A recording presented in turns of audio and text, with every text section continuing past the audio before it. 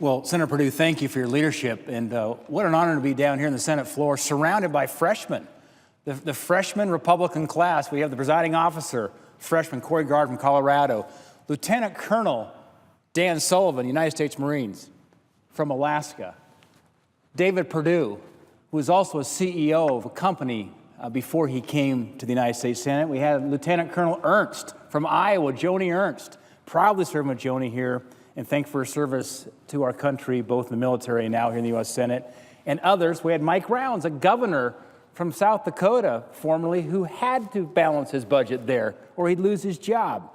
And as Senator Perdue mentioned, when I first came to Washington, I did come equipped with a skill that was familiar to Montanans like hunting and fishing are, and that was how to balance a budget. Because before I came here, I spent 28 years in the private sector, 13 years with Procter & Gamble. Then I spent 12 years with a startup company. In between that, 3 years in our family construction business. I know what it takes to make a payroll. I know what it takes to make a family household budget work. And yet balancing the budget is a skill this body has not embraced for nearly 20 years. As Senator Perdue has mentioned, 4 times out of 42 years has this process worked. That is broken. In fact, think about this. It's September 28th.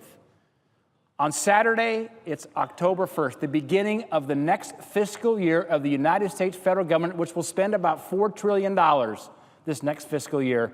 We begin the next fiscal year in 2 days without a budget. Now, we were all here last year at this same point in time, the last week of the fiscal year, the last week of September, and we moved into this fiscal year, what? Without a budget. And there's no wonder that we're $20 trillion in debt when you don't have a budget. There's an old saying in business, if you aim at nothing, you'll hit it. We do not have a budget here, and what has that created? $20 trillion of debt. In fact, when the CBO, the Congressional Budget Office, issued its August 2016 report last month, it shared that this year's projected budget deficit now has increased from an already staggering $439 billion in its January report. They've raised it now to $590 billion, an increase of 34%. I can tell you this, if I was running a business, I could not get away with this. In fact, I would be out of business. In fact, serving on a board of a publicly traded company, we'd be firing the CEO, we'd be firing the board with results like this.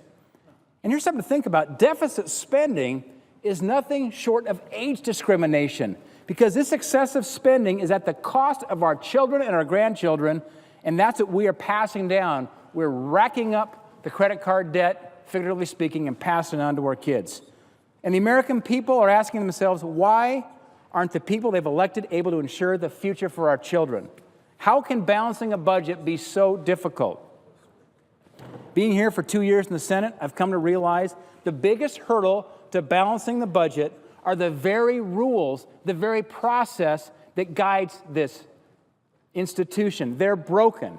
Unless we fix the process, the leadership of Senator Perdue, who's getting out in front of this issue, unless we fix that, we will continue to repeat the growing deficits because this process is yielding the results it was designed to deliver. It's unacceptable. It must change. The CBO told us that this budget system we've inherited that was adopted back in 1974, the national debt then was $484 billion. We're now approaching $20 trillion, which is 105% of GDP. The first bill I introduced when I came to Congress, in fact, I walked down to the chamber here, laid the bill on the desk of the clerk. It was called the Balanced Budget Accountability Act. It says simply this: if members don't balance the budget, they shouldn't get paid.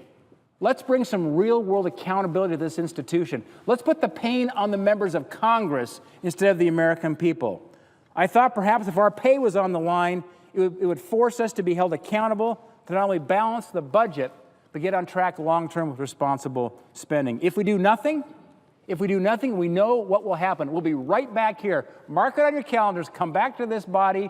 The last week of September, we'll be here debating a CR, pushing it into December with some big omnibus vote. It will happen again, guaranteed, unless we change this process and change the people that serve in this institution. We need action. We need accountability. We need it now. In conclusion, I will say this. I have one distinction, perhaps, and that's I'm the only chemical engineer that serves in either the United States House or the United States Senate. When you're trained as an engineer, you're trained to take a look at a problem and identify a solution. We have a solution with Senator Perdue's leadership. You see the freshman members of the Republican class of 2014. We came here not to accept the status quo, but to reject it and to change this way this country operates, truly to save the future of our kids and our grandkids. So I look forward to working with my colleagues to reform the budget process. Let's get this country back on the right track. Senator Perdue, it's an honor to serve with you, and thanks for getting in front of this very important issue. Thank you.